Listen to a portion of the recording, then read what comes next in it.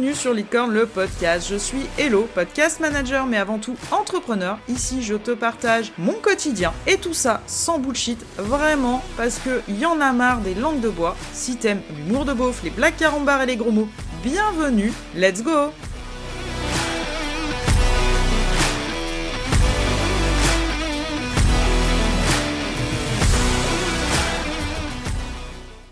Et bienvenue dans ce tout nouvel épisode où je vais te parler d'une expérience journalistique.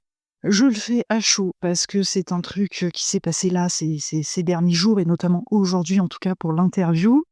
Et aussi pour t'expliquer que par choix, on a des compétences qu'on développe qui vont être ce qu'on appelle transversales et que tout va te servir un jour.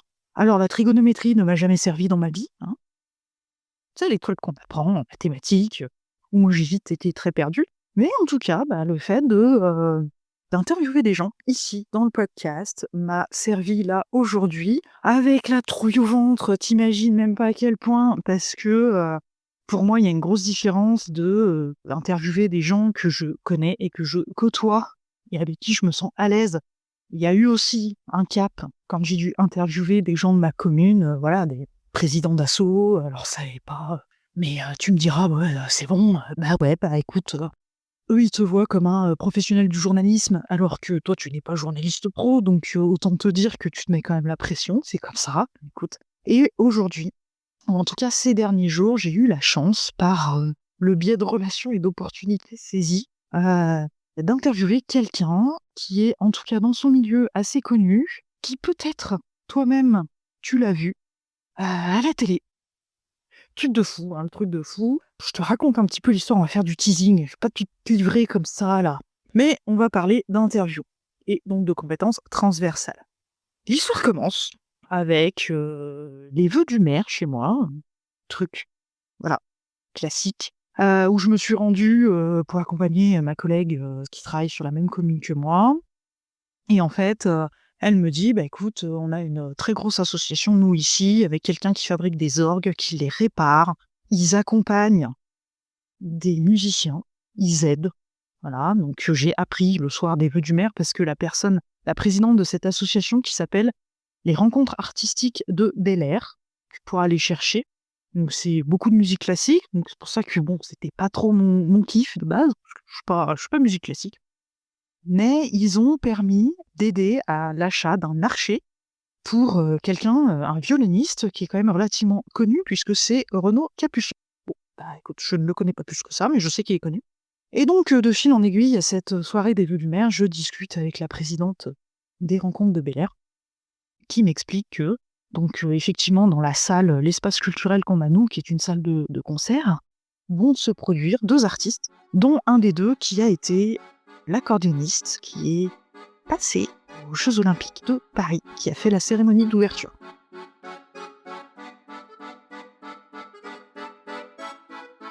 Je lui dis, d'accord, ouais.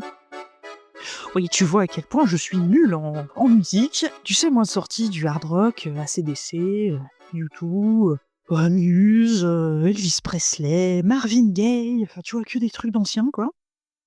La musique classique et encore moins l'accordéon, c'est pas mon truc. Mais bon, j'ai dit, écoutez, ok. Donc elle me dit, plutôt que d'écrire, parce que c'est dans le cadre du partenariat avec cette association que cet artiste venait en duo avec un autre artiste, elle me dit, plutôt que d'écrire encore un énième article sur nous, ça serait bien de le mettre en avant, vous comprenez, je sais pas, écoutez, pourquoi pas. Elle me dit, vous verrez, il est super sympa, super accessible et tout. Ok, elle me donne son nom. Voilà, la soirée se passe, le lendemain, je dis, je vais quand même aller guetter un peu qui c'est ce monsieur, quoi. Et je me suis rendu compte qu'effectivement, en tout cas dans son milieu, et puis grâce à la couverture que lui ont donné, les JO, c'est quand même quelqu'un de connu. Donc je me suis intéressée à ce qu'il faisait, forcément, quand même, t'y vas pas avec ta bite et ton couteau pour écrire un article, tu te renseignes. Je me suis renseignée sur l'association Les Rencontres de Bel-Air, donc comme je te dis, il y a beaucoup d'articles qui ont été faits.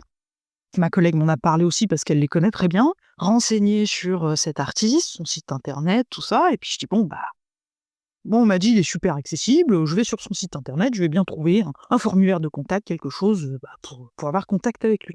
Et c'est là où tu te rends compte, assez vite, que c'est pas n'importe qui à son échelle, parce qu'il a un attaché de presse, il a un agent, et que là, je me suis dit: «La vache! Bon, bah, écoute, on relève le défi, hein, allons-y, hein, gaiement». Donc tu contactes, bien entendu, tout le monde. Il y a des échanges de mails dans tous les sens et je contacte quand même la rédaction du journal pour leur dire, bon voilà, parce qu'il faut qu'on annonce les têtes de page. Donc les têtes de page, c'est les très, très gros articles, enfin en tout cas chez eux dans leur format, les très, très gros articles qui paraissent. C'est le plus gros de la page, hein. Je contacte donc ma rédaction, j'explique ça à mon chef, je dis: «Bah voilà, j'ai peut-être la potentialité de te proposer un article sur ça, sur telle personne». Je lui dis: «Entre-temps, j'ai appris qu'il avait fait la cérémonie d'ouverture des JO». Et là, mon chef, je l'ai senti, sautiller sur sa chaise, quoi. «Ah ouais, non mais il me le faut absolument. Il faut que tu l'aies au téléphone, il faut que tu l'interviewes» parce que, bah, tu te doutes bien que ce monsieur ne vit pas, sur ma commune, il vit sur Paris. Il me dit: «Il me le faut que tu l'aies au téléphone et tout». Et là, il y a eu un gros blanc parce que d'un coup, je me suis rendu compte quand même que, bon, à son échelle, c'est pas n'importe qui, qu'il a quand même un agent, un attaché de presse et tout et que j'ai jamais fait ça. Donc je lui ai dit: «Bah, moi j'ai un peu la trouille quoi, voilà». Et il me dit: «Mais t'inquiète, c'est facile» et il se met à rigoler. Je dis: «Bah ouais, facile pour toi quoi». Donc bref, on s'entend sur des questions et tout. Je lui dis: «Bah écoute, je contacte l'agent, je vois avec lui, pas de souci». Donc tu fais un joli mail, très propre, très corporate pour le coup. Bon qui je le suis pas toujours, hein, on est bien d'accord. Et les jours passent et donc effectivement, son agent me répond en me disant: «Bah, voilà, déjà de la documentation, vous avez le site internet et si jamais vous avez besoin de questions complémentaires, n'hésitez pas à me recontacter, on verra pour faire une interview téléphonique». OK, pas de souci. Donc mon chef, me rappelle en me disant: «Non, non, mais je veux vraiment que tu l'aies au téléphone, je veux qu'on fasse un article là-dessus et je te passe dans les pages départementales». Deuxième pression, donc il me dit: «T'inquiète, tout va bien se passer». Oui, si tu le dis. Lui, il faut savoir qu'il est journaliste professionnel, en fait, hein, donc voilà. Bah, je me suis pas démontée. Vraiment, je me suis pas démontée, donc j'ai recontacté l'agent en disant: «Non, il faut vraiment que je l'ai au téléphone, j'ai des questions particulières à lui poser» et pas de news. Pas de news, donc 4 jours passent et la deadline, bien sûr, pour envoyer l'article arrivant, à grands pas, j'ai failli me dégonfler.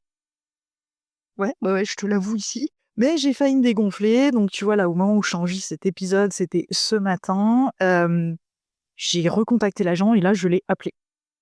Je ne l'avais jamais eu au téléphone, je l'ai appelé, je tombe sur un répondeur, donc je laisse un message, bien corporate, hein, tu te doutes bien, encore une fois, en lui expliquant, bah, le projet du truc, quoi. Et en lui disant: «Bon, je peux comprendre que, voilà», je lui dis: «Ça devrait paraître jeudi». Je lui dis: «Écoutez, j'ai de la matière quand même pour parler de lui, mais c'est vrai que j'aimerais avoir des questions, bah, pourquoi il vient dans notre petite commune?» parce que j'estime que la mienne est une petite commune. Est-ce qu'il y a quelque chose de particulier qui l'attire? Et puis un petit peu, discuter avec lui de voilà, de son retour sur les JO, enfin, je te donne le plan, hein. Et donc il me rappelle en me disant: «Je suis vraiment désolé, le mail est passé à la trappe». «Ouais, pas de souci». Et il me dit: «Bah, écoutez, vous pouvez l'appeler aujourd'hui?» «Bah, ouais, ouais, ouais, go, hein». Bon, bah, je vois avec lui, je vous donne un horaire et puis je vous l'appelez. Et donc gros coup de pression, gros coup de pression, il était midi. J'avais rendez-vous avec lui à 16h, j'avais son numéro de téléphone. Et là, tu te dis: «OK, pas de souci». Donc ouais, non, en panique. Non, non, je t'avoue que là, je fais la fière, j'en rigole parce qu'au final, tout s'est très, très bien passé. C'est quelqu'un de super gentil et de super agréable. J'ai appris énormément de choses sur l'accordéon, donc franchement, je suis trop contente. Mais je flippais ma race. Vraiment, je flippais ma race. Point. Et je me suis dit: «Bah non, hein, tu failli te démonter ce matin, bon maintenant c'est tout enclenché». Donc entre temps, je recontacte mon chef d'édition en lui disant: «Hop, hop, hop, hop, hop, on change tout, c'est bon, j'ai ton article, j'ai tout ce qu'il faut, je t'envoie ça, dans la journée, enfin dans la fin de journée», parce que voilà, j'avais rendez-vous à 16h. Je crois que je n'ai jamais fait aussi vite pour écrire un article, et notamment une tête de page, c'est énormément de travail. Ça a pas l'air comme ça, mais c'est vraiment du travail. Mais au moment où le téléphone a sonné, en tout cas où j'ai entendu moi la sonnerie, et que j'attendais qu'il décroche, hein, je me chiais dessus. Voilà, voilà, voilà, je me suis foutu une pression de taré et je pense qu'honnêtement, si j'avais pas déjà vécu le truc, donc c'est-à-dire déjà interviewé des gens en direct, c'est toujours plus facile. Moi, je suis toujours beaucoup plus à l'aise en face à face qu'au téléphone. Si j'avais pas déjà fait ça pour le journal, je pense que j'aurais bafouillé, pas possible. Si j'avais pas déjà interviewé des gens en visio, tu vois, avec ce côté, à distance, mais j'aurais, été, encore pire que ça et que là, j'ai dit: «Bah, écoute, tu sais quoi? Tu l'as vu en vidéo, il a l'air plutôt cool, tout le monde t'a dit qu'il était cool, bah, joue le cool, quoi». Tu vois? C'est un peu ça et non, vraiment, je pense que si j'avais pas eu toute cette expérience transversale, parce que, je le répète, je ne suis pas journaliste professionnelle et il aurait pu j'ai annoncé la couleur à son agent, je suis correspondante presse. Alors peut-être que pour eux, il y a pas de distinction entre un vrai journaliste et voilà. Moi, ce que j'appelle un vrai journaliste, c'est quelqu'un qui a fait l'école de journalisme avec une putain de carte pro, d'accord? Mais je pense très clairement que si j'avais pas vécu toutes ces expériences précédentes et là, je remercie, mais au centuple, les gens que j'ai pu en voir en interview ici dans ce podcast ou toutes les personnes, si elles m'écoutent, parce que je parle de mon podcast, même, quand j'interviewais des gens au journal, si j'avais pas eu, en fait, toutes ces expériences-là et si j'avais pas acquis de l'expérience et je le répète, moi, je suis test and learn. Je l'ai dit plein de fois dans plusieurs épisodes. Pour moi, l'expérience, je vais pas dire que ça fait tout, mais ça aide, d'accord? Tu testes, tu te casses la gueule, c'est pas grave, tu recommences. Et si j'avais pas eu, en fait, toutes ces diverses expériences auparavant d'interviews où, bah, il y en a qui sont, bien, il y en a qui sont géniales, il y en a qui sont: «Ouais, OK», bah, j'aurais eu vachement plus la trouille que ça et puis je pense que je me serais vraiment dégonflée. Vraiment, vraiment, vraiment. Parce que, j'ai contacté, mon chef d'édition ce matin en me disant: «Écoute, j'ai pas de réponse de l'agent, je t'envoie un texte, voilà, et qu'au final, bah, quand il m'a appelé à midi, bah, gros coup de pression, bah, c'est mort, hein. C'est mort, je vais avoir le contact donc bah, forcément, faut y aller, quoi». Bah, je l'ai fait. Je l'ai fait et honnêtement et là, je vais m'auto-envoyer des fleurs. Je me félicite de pas avoir lâché le truc, de pas avoir lâché tout court l'histoire avec l'agent parce que, ouais, j'aurais pu lâcher ce matin. J'ai dit: «Écoute, on tente le tout pour le tout». Grosse pression parce que c'est les pages départementales, donc en tout cas dans mon journal, c'est les toutes premières pages que tu ouvres. Après, les en-têtes politiques, hein, tu sais, avec l'actu ou, la guerre ou voilà, toutes les grosses actus en tout cas mondiales ou nationales. C'est pas le premier article, je t'avoue, qui passera dans une page départementale. Il y en a eu un autre sur un chouette projet, sur, voilà, quelque chose que j'ai découvert et que j'ai dit: «Mais c'est génial» et moi je ne pensais pas, qu'ils allaient le passer en page départementale. En tout cas, ça m'avait pas été annoncé, donc bon, je l'ai envoyé comme je fais d'habitude. Bah, voilà, ils ont décrété que c'était très, très bien, donc ils l'ont mis. Mais j'avoue que je suis fière de moi. Voilà, je suis très fière de moi et pourquoi je te raconte tout ça? Bah, déjà pour te raconter un peu les dessous de ce que je vis parce que ouais, je suis podcast manager, ouais, je monte du podcast, ouais, je fais du podcast, je fais, de la bidouille informatique pour des clients, enfin je fais plein de choses, mais mon activité, journalistique fait aussi partie de mon entrepreneuriat et il y a des jours ça me saoule. Tu dois courir après des gens tout le temps. Il y a des jours ça me saoule, moi qui suis pas, forcément la nana, la plus chiante à appeler tout le temps, voilà, j'ai des collègues, elles lâchent pas, c'est des vrais pitbulls, quoi. Moi, je suis pas du tout comme ça, quoi. Je suis plutôt, bah, les gens se responsabilisent, toi t'appelles, tu leur expliques les choses, maintenant ils veulent pas, bah, c'est leur problème, quoi. Là, je sentais que ça tenait à cœur à mon chef d'édition d'avoir cet article dans ses pages, donc écoute, bah, j'ai fait en sorte que je ne serai pas plus payée, je te rassure, et en plus, tu très mal payé, franchement, c'est à la limite du bénévolat. Si tu veux une moyenne, on doit être aux alentours de 2 € de l'heure, hein, donc en TTC, sans les cotisations sociales, j'entends. Donc voilà, tu te doutes bien que, bon, je le fais plus par plaisir et parce que j'aime aussi mettre en avant, alors ici, c'est un cas très particulier, mais j'aime particulièrement, moi, en tout cas, mettre en avant, les beaux projets de ma commune, associatifs notamment.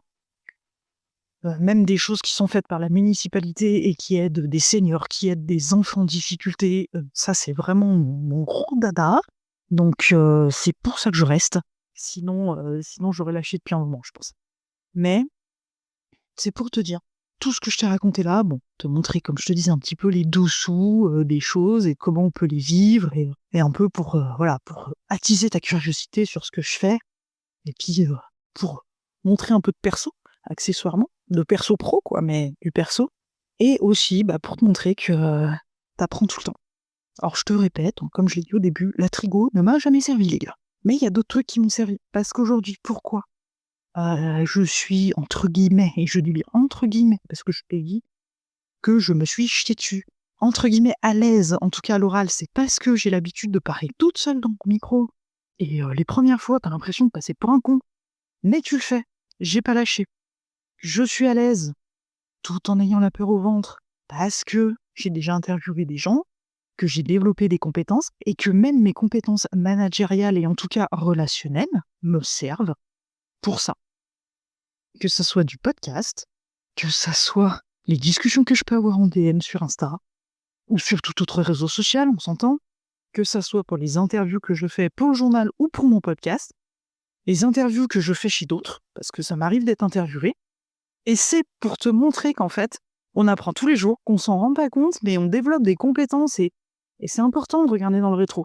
Quand on fait les choses, ou en tout cas quand on a l'impression, et là je te le livre en toute authenticité, toute transparence, mais quand t'as l'impression des fois d'être une grosse merdasse, parce que ça m'est arrivé, et ça m'arrive encore, hein, que tu te dis que en fait tu ne sais rien faire, que si tu l'as, bah non, en fait on sait faire plein de choses, d'accord? Et sois-en convaincu, tu sais faire plein de choses. Toi aussi, c'est juste qu'en fait, comme on n'a pas l'habitude d'avoir des retours et comme on n'a clairement pas l'habitude d'être fiers de nous, pour certains, c'est pas le cas de tout le monde, ben on le voit pas. Voilà. Enfin, mot de l'histoire. Donc non, cette expérience était géniale. Cette personne est très très gentille, très agréable, enfin super abordable. Vraiment, j'ai passé un excellent moment par téléphone avec lui. Et du coup, bah ça reste une super expérience. Voilà, j'en garde un très bon souvenir. Au moment où je t'enregistre cet épisode, bon, l'article est dans les clés, pas encore sorti. Donc tu trouveras dans la légende, malheureusement tu ne pourras pas le lire parce que ça sera un article réservé aux abonnés. Mais en tout cas, voilà, je te mettrai le lien vers l'article, donc tu ne l'auras pas en entier. J'en suis désolée. Cet épisode est à présent terminé. Je te remercie de m'avoir écouté jusqu'au bout et d'avoir été intéressé par cette histoire. Sois convaincu que tu es plein de compétences. Voilà, sois fier de toi. Et je te souhaite une belle journée ou une belle soirée, en fonction de l'heure à laquelle tu vas m'écouter. Et je te dis à bientôt.